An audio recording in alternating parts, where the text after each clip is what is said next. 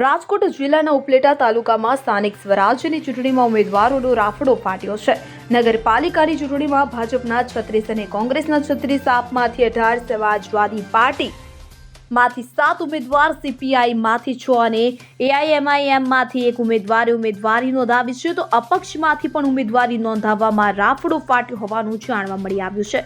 અપક્ષમાંથી કુલ 111 જેટલા ઉમેદવારે ઉમેદવારી નોંધાવી છે, તો ગત ટર્મમાં ઉપલેટા નગરપાલિકામાં ભાજપનું શાસન હતું, ત્યારે કુલ 9 વોર્ડ માટે 111 જેટલા ઉમેદવારો દ્વારા ઉમેદવારી નોંધાવવામાં આવી છે।